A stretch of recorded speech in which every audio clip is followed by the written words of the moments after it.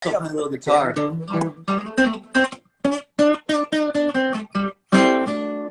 Just screwing around.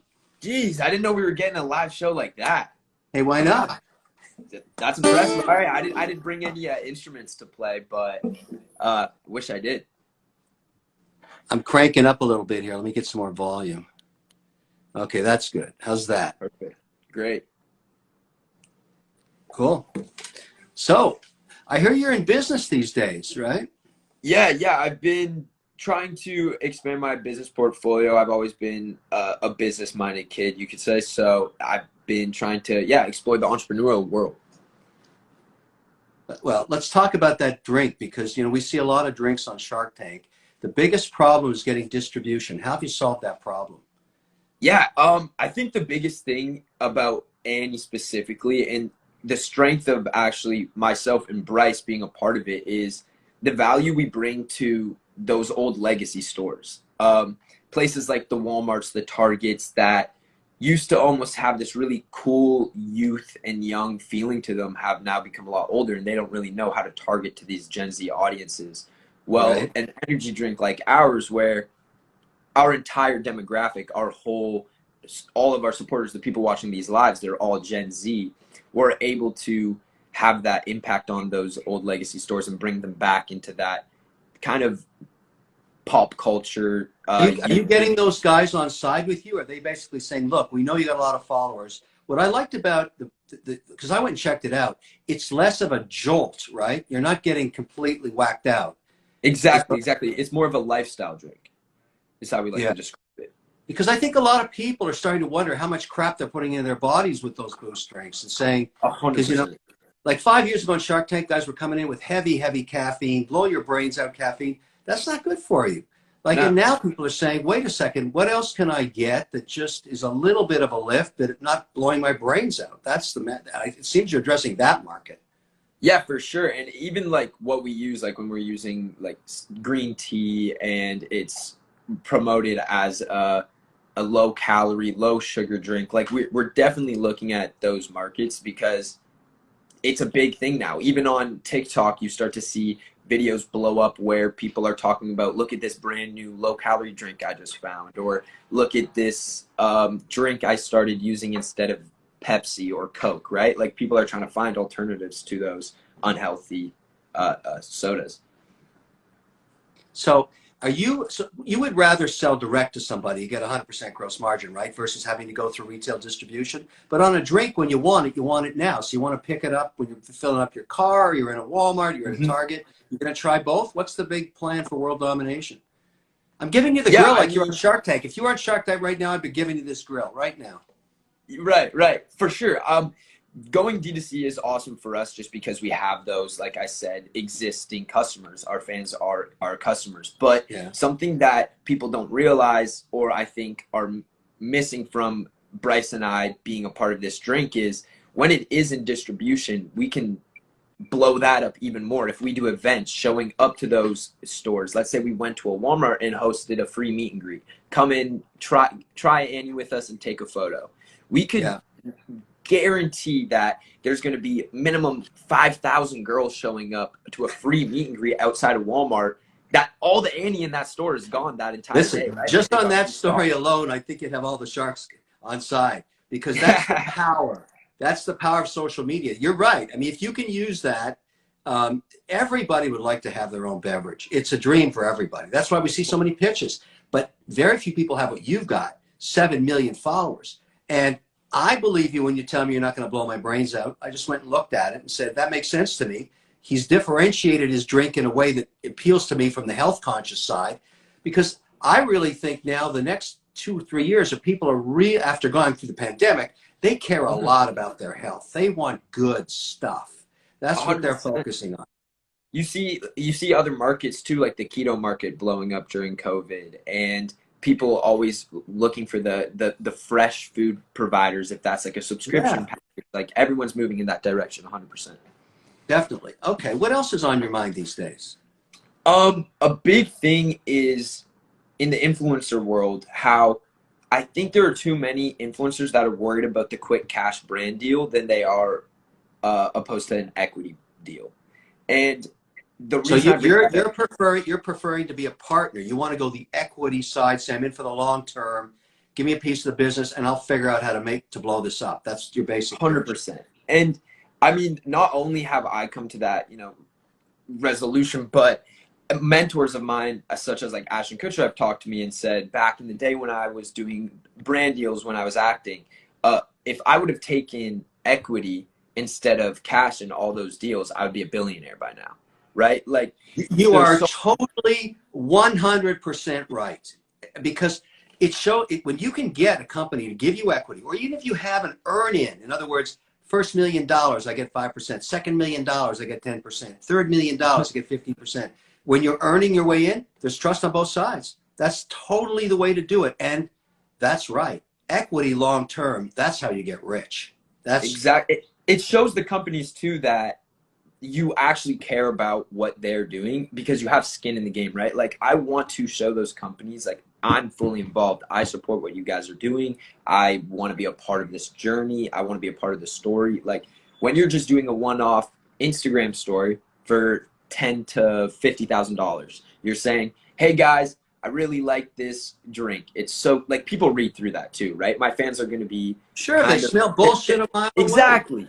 Exactly. They know when I'm being authentic about something and when I'm just doing something for a cash grab. And when I'm going and doing those equity deals, I'm making sure I'm picking companies that I believe in because I know I'm going to be spending that longer amount of time focusing on them. Okay, Josh, let me ask you a question. All right. This is, if somebody says to you, look, this product fits with your brand, we really like it, but you don't use it. You don't use it. Okay. And you're never going to use it. Would you take equity in that deal? It depends on the platform. So for example, or it depends on the deal, I should say. There are sometimes companies that come to me and a good example of one would be Breaker, a company that I just invested in. I wouldn't necessarily use that platform because it is more of an arbitrage play for the smaller TikTok creator. But that aligns with my story and my journey because when I first came out to LA and I first started Talent X, the company I founded, it was because we came off a tour. I found the social media industry wasn't very fair. There were a lot of creators getting ripped off. There was no one protecting the creator. And I wanted to do so. So it's a part of my journey or something that I care about and I'm passionate about, but I'm not necessarily using Breaker in the sense of going on the platform, finding a song, with a small artist that can pay me a few $100s to go and create a post to it because that's just not something I would do anymore. The very fact that you're telling me this and everybody's listening tells me that you're not going to bullshit your constituency. The biggest problem I have with influencers, and I think the world's starting to figure this out real fast, is if you don't use it, tell people you don't use it. Tell them the truth so you don't get caught in a lie. Because 100%. people smell bullshit so far away now, and it totally disses your brand forever. That's what I tell everybody now. So if you're going to take equity, and it's a big chunk, you got to love that product, man. You got to use it. You got to be part of your life. And people, and when you're out and no one is even taking pictures of you, and then somebody shows up and there you have that product on you, it's totally real. It's real. It's like when you see big influencers or actors or celebrities that take like a phone deal, for example, from Samsung or Apple, and then 4 weeks later you see them with the opposing company's phone, and you're like, wait a sec, what the heck? They did it for the money. Exactly. You catch on to it so quickly. That's it. I'll tell you something about watches. I love watches. So that's an AP on a red band. That's my style. That's my classic look. I always wear red bands. But I don't go with any one brand because I want to wear all the brands. And it's more important to me to be, the only thing I tell the brands is if you want me to wear the watch, it's got to have a red band. And they say, well, we don't make red bands. I say, tough, then I'm not going to wear your watch. It's that simple. But I'm honest about it. I wear everybody's watch that gives me a red band on it. And this is the only one in the world with a red band on it. But I think it's cool. That's my strategy. Be real. Be honest. Yeah. Okay. So I have a question for you about you're very known for doing royalty deals on Shark Tank. Correct. And I guess I'm wondering, is it because there are a lot of companies that aren't actual like venture backable on businesses on the show, or like what's the reason for doing those royalty deals as well? Okay, I'm going to share it with you, and I think you're going to understand it because you sound savvy enough to get the difference between royalties and equity. When there's a family business, Josh, when everybody in the family works in the business, like Wicked Good Cupcakes, everybody in the extended family, it's one of the fastest growing cupcake companies in America. Everybody that works there is blood, okay? You understand, they are a family member. The only way you get into that is your family. And then a dude like me comes along and says, I want to take a piece of your family's equity, but I'm not your family. I'm an investor. A better way to align our interests would be, give me a royalty on every cupcake. In the case of Wicked Good Cupcakes, it's legendary. Now I get 50 cents, and I've made millions of dollars off it. But I don't own any of the family business. They own it. It's their family. And that means every time a new generation moves up into their 18 or 20, they can work in the business as a family member. And you know, with family, it's different than outsiders. So a royalty works in a family business because everybody's aligned. I'm not cutting into their long-term family value because it's theirs. I'm their partner. I do everything in my power to increase sales because I get a 50 cents on every one.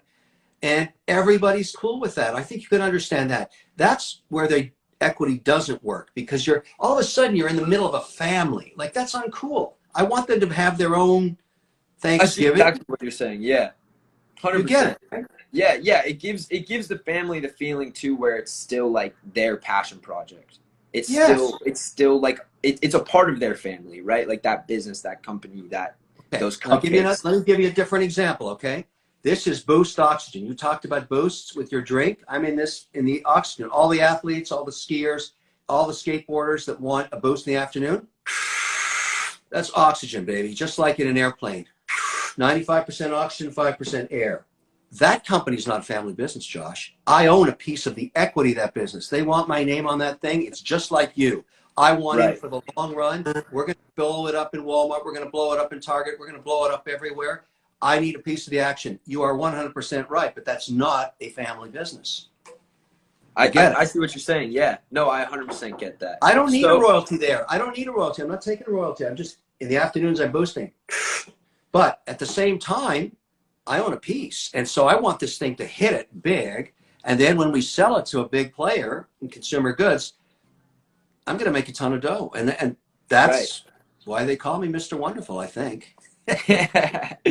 So what are some of the funniest moments on Shark Tank? Like, if you could think of like one or two, I just want to know what do you think, if it's even like behind the scenes things that people don't know, whatever it is, what would it be one of the funniest moments?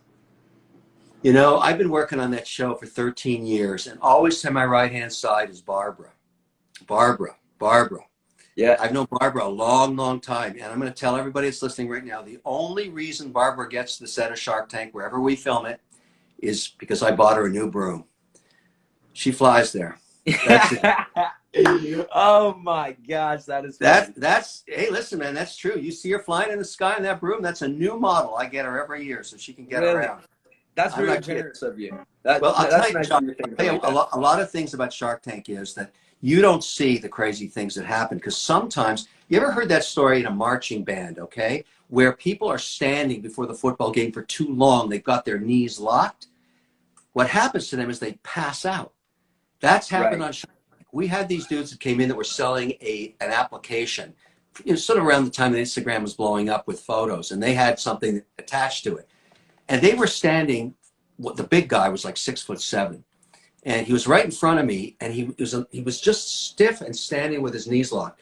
And all of a sudden, I thought I was hallucinating when I saw him start to fall like a tree, like this. Boom! Just started to tip over. Right into the cement. And we had it on camera. Like, the guy's face was not looking so good, okay? It was not a great, and when he woke up, after we got him, the Emerge guys came in, they gave him some oxygen. He said, how about this, guys? How about we just check out a Dodge here and you never show that to anybody? That's what happened. But it was a crazy moment. Wow. Your instinct when somebody's passing out is to jump out of the chair and catch them. And like, everybody, all the sharks started to do that. You can see them coming out of their chairs. Like everyone kind of jolts. Yeah. That was nuts.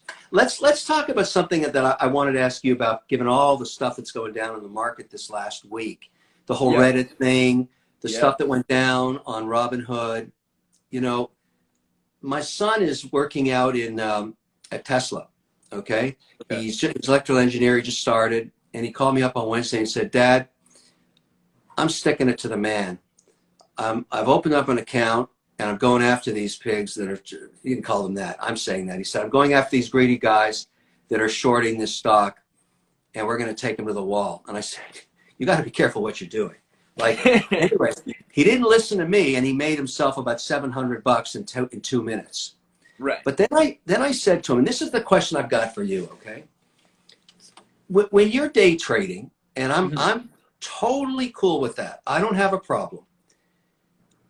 You're not really investing. You're in and out, you're in and out, you're in and out. But when you're in your 20s, if you took just $100 a week and put it aside into really investing, which is like you buy a stock index or something like an ETF, and you just forget about it, and you go through the next 40 years of your career, that's going to be like $1.5 million in the bank, even if you only make 50 grand a year. Yeah. And I was going to say, I wanted to talk to you a little bit, and I think this might be where you're going, and I'll let you continue after, but with some stuff with Beanstox. Totally. I totally want to blow Beanstox up because there's 100 million guys and women in America that do not have any strategy. You have a strategy for your retirement. You're working for your retirement. You're doing deals for your retirement. You're planning ahead for when you're an old dude and you don't have to work anymore. You have a plan. But 100 million people, and many people listening right now, don't have a plan. So I want them to think about Beanstox. Yeah, I mean, that's something that's also, it's so not educated really in school, like that you can put away this little bit of money and how much it would actually be at the end. Like, no one really gets to look at that. And that's something that I want to stress to everyone listening on this live stream right now, is like the importance of like financial literacy. Like, go look into that stuff. Go look at Beanstox, because this week, I think this last week has brought a lot of attention to like stocks. And I just hope that people don't think that they can just go and invest in any little penny stock or some small stock and it's going to explode because of a viral video on TikTok. You know what I mean? Yeah, that's what happened. But I think here's the thing I'd say about what occurred and Robinhood. The reason I'm a fan of Robinhood's is that, just like you said, there's no financial literacy. We never taught anybody about credit cards, never taught them how to invest. And so they get out of high school and they don't know what's going on, and they end up with a huge credit card debt, and they're paying 17% interest. And then along comes this guy, Vlad, at Robinhood, and says, "Hey, look, I know the banks don't care about you because you only got $200 to invest. I know the online brokers don't care about you because you're an unprofitable account. We don't make any money off small guys. Come and work with me, and I'll find you a place to learn." He's got 16 million people on board. I think that's totally right, what he's done. And now he's getting criticized by everybody saying, "Oh, he's a bad dude," and he's getting all this stuff, he's getting sued and all this. He's the only guy that started to teach people how to learn, how to invest. They don't have to day trade. They can take 10% of whatever they make and stick it into an app like Beanstox. And that's what I want to talk about. Beanstox does the work. I helped design it so you don't have to worry about day trading. It puts it to work in ETFs, and you just transfer in $100 a week if you can do it. Right. My mother taught me how to do that, and that's how you end up with money in the bank. You got to check it out. It's really easy. There's lots of apps, but they're day trading apps or they're rounding up credit card apps. I want something real easy. That's what Beanstox is. Right. This kind of takes away the risks of the day trading too, where it's, you're investing in one, in one company or one stock. Yeah. I'm not against day trading. I'm not against it. I'm not against it. I'm just saying, what about yourself? What are you doing for yourself? Like, I know what you're doing, Josh, for yourself. I totally get it. That's pretty smart. You're building a brand and you're monetizing it, and more power to you. But not everybody gets to do what you did. And so they have to have another strategy. And putting aside $100 a week, don't buy the sneakers, don't buy the jeans. Invest it in yourself is what I'm talking about here. That's what matters. Take a little cut away from the paycheck if you're working at McDonald's or Dairy Queen, whatever you're doing. Even as a kid, like, even start with, like, I think the thing is people always think they need to start when they're like 25, or they're like, "Oh, I don't need to start yet," and they're only 15, 16. But why not start when you're 15, 16 and get an extra 10 years up of, putting that money aside and making that money? Well, what do you do to curtail your urge to just buy a bunch of shit? you like, what do you do? Like, you know, do you say to yourself, I don't need a Lamborghini because I'd rather have it making 8% in the market every year? What do you do? So luckily, I think I got to give a little credit to my parents, where they were always kind of on me about not spending too much. But I I've just always I've always personally been someone that has looked at the things like the cars and the shirts, and it it doesn't make sense to me. I don't understand what's so cool about going and purchasing those things. I'm also in a situation where I'm a little bit lucky, where companies will send me things for free. So for creators, I never understand why an influencer ever goes and spends their money on Louis Vuitton or Fendi or anything, because all those companies just send the stuff for free as well. Um, I just think that you should just be aware of what you're buying. If that's keeping a little, I used to keep a notebook and really just tally up, like, what are my purchases this week? And I eventually started realizing, like, oh, Uber Eats, for example, was a huge, I was spending like $150 a day on Uber Eats. It was like, all right, maybe I don't need, maybe I should buy some groceries instead and stop buying Uber Eats all the time, because I'm just losing extra money for no reason. So even little things like keeping notes, keeping a book, do something to make sure you're thinking about what you're spending consciously. The way I think, I like what you're saying, because you're right. When you take something and blow $150 on something you could make yourself for 20, you basically took $130 and you killed it. You killed it because it could have gone into your savings or Beanstox, your long-term thing, and it would have been making 6 to 8% a year. But you ate it. You ate it. You killed it. And that's literally ate it. You really ate it. Like that's, and I kind of agree with that philosophy. And I tell people, you know, I got in a lot of shit for telling people, don't buy a coffee for $4.50 when you can make it for 25 cents. Why don't you take the $4.25 and invest it in yourself and your long-term future? Well, I mean, wow, they really went after me on social for that, but it's the truth. It's the truth. Well, I mean, if you're buying a coffee every day, right? Like saving $4 a day a week, now you started talking about saving like $28 a week, and then that becomes $100 a month, right? And then it's just like adding and adding, and then you also put that into an account that's giving you a return.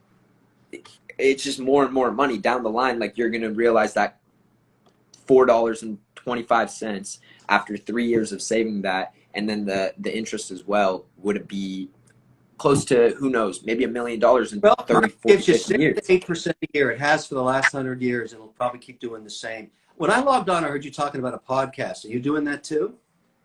Yeah, I actually am going to film an episode right after this. I think a lot of people think I went on that podcast like just for fun, and but there's so much strategy behind doing something like that as well. It's about adding depth to a personality, right? I was viewed as just a TikToker a few months ago, 6 months ago. Right. And then doing things like adding this podcast, showing an hour of myself talking and personality, that gives such a different feel for who I am. And it's the same when I do the entrepreneurial things and the business side of things. That's adding depth. It's going to a different demo as well. Are you going to merge those thoughts together? I mean, are you going to start thinking about, okay, if I'm going long and I'm buying equity in a company, basically, because when they give you equities for your services, you're essentially buying it.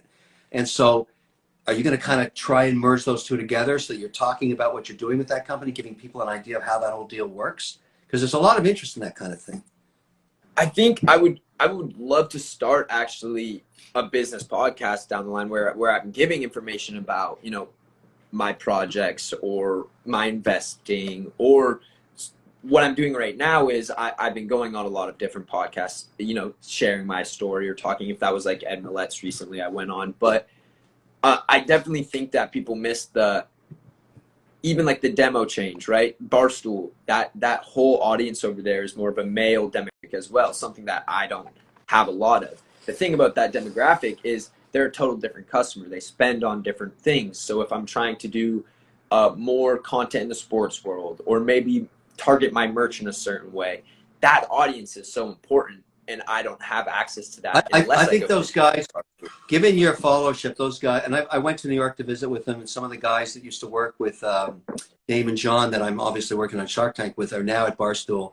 And we talked a lot about the partnership potential, because they really developed a new model there. And they're probably someone you should go up and talk to a little bit, because you're exactly the demo for many of the followers on that.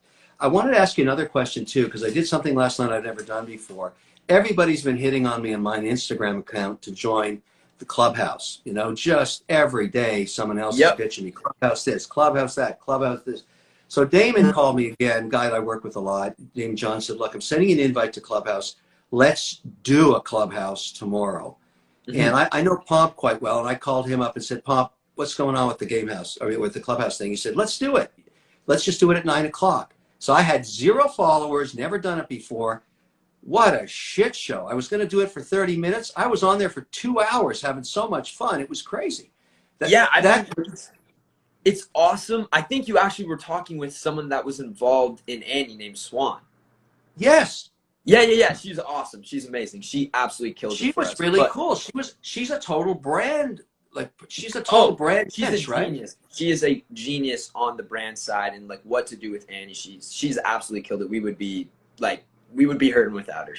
There's so much she's done for us. But I wanted to talk about her, Josh, saying this woman knows her shit. She really, really gets it. And I said, hey, let's keep talking to her. Like, this is like Shark Tank 101 right now. It was fantastic. It was great. What would you have said? So like tech multiples are crazy right now, right? Like they're getting valued at a crazy amount. What would happen if Clubhouse was pitched on Shark Tank? Because it just raised $100 million at a $1 billion valuation. It has 3 million users and it has no revenue, 0 revenue.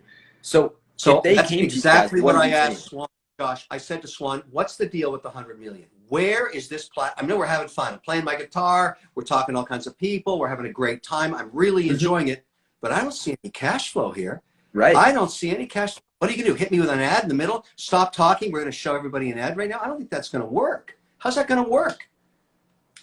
That's the question. I think the cool part about Clubhouse is that it is starting to introduce a completely new influencer. There's going to be a market now for an influencer that is actually an intellectual, right? Like before, it's always been an Instagram star blows up because they're really good looking, right? Or a TikToker is making a video without his shirt on again. You know what I mean? Like it's always something to do with these looks or celebrity crushes for influencers.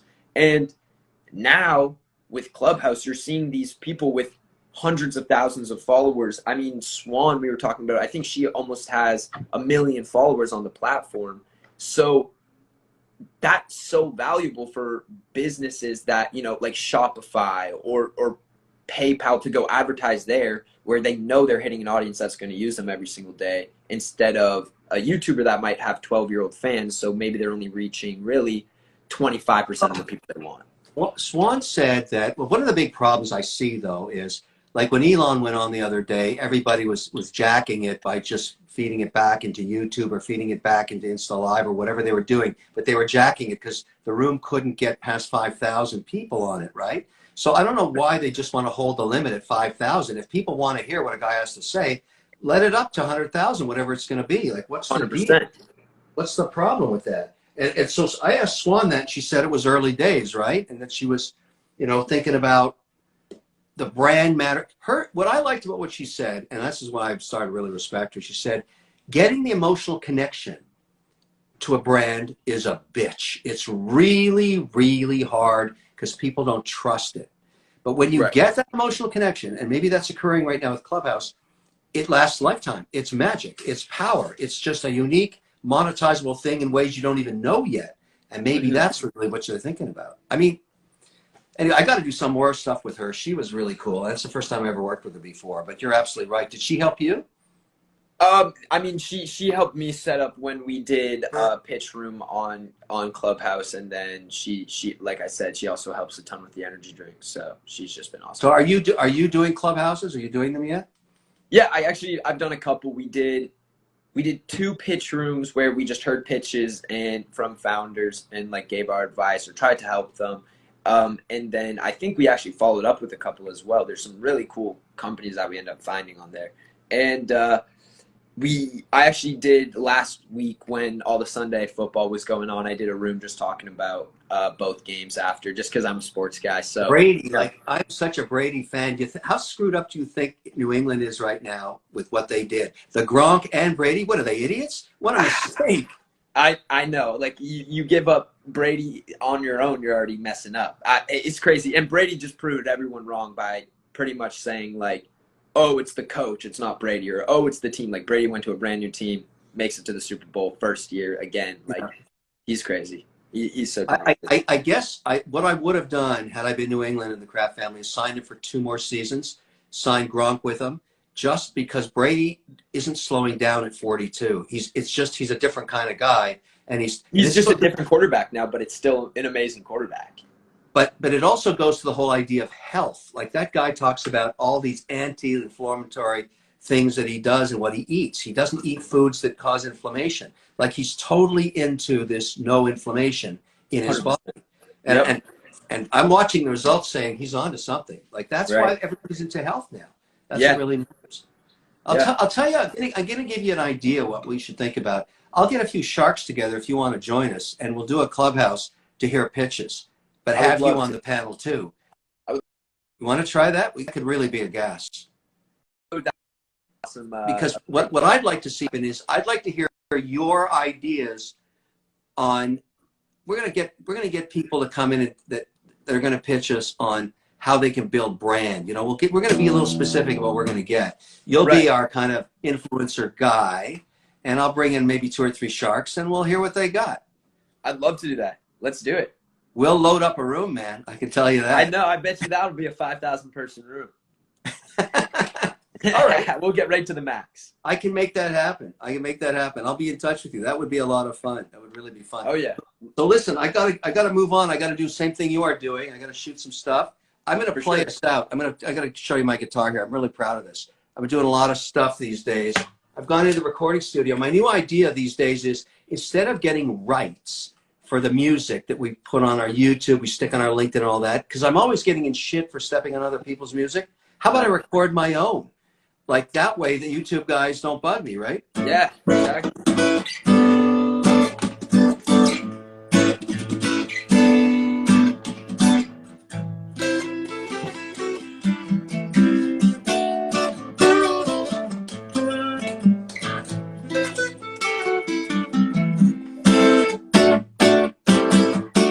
Guys, killing it.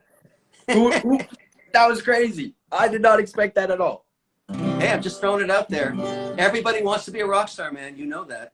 That's true. 3 of my roommates want to be rock stars. I definitely know that. Yeah, that's cool. Listen, it's been fun working with you. Great talking with you, man. We'll see you when we'll do the shark thing together. That would be a lot of fun. Hell yeah, let's do it. Take care, man. Thanks. Yeah, bye. All right, guys, that was the live. I hope you guys all enjoyed, learned something, new. Make sure you guys do go check out Beanstox, all that stuff. Educate yourself on financial literacy. I'm going to go record BFF's pod, so stay tuned for that.